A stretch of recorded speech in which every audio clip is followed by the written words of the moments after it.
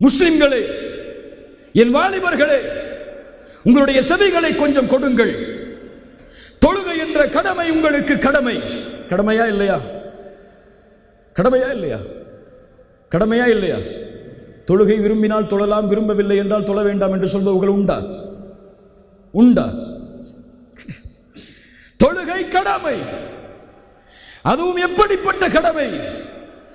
தொழுதால் முஸ்லிம், தொழவில்லை என்றால் முஸ்லிம் அல்ல. ரசூலுல்லாஹ் சொன்னார்கள், அல்லாஹுல்லதி பைனனா வ பைனஹும் அஸ்ஸலாஹ், எமக்கும் மற்றவர்களுக்கும் இருக்கக்கூடிய உடன்படிக்கை தொழுகை. ஃபமன் தரக்க ஸலாஹ் ஃபகத் கஃபர், அவன் காஃபிராகிறான், தொழுகையை விடுபவன். அறிஞர்களிடத்தில் இரண்டு கருத்து வேறுபாடுகள் உண்டு. ஒரு அறிஞர்களுடைய கூட்டம் தொழுகையை வேண்டுமென்றே விடுபவன் காஃபிர் என்று சொல்லுகிறது. இன்னொரு அறிஞர்களுடைய கூட்டம் தொழுகையை விடுவதை பாவம் என்று சொல்கிறது. பெரும்பாவத்தில் அவன் இட்டுச் செல்லும்.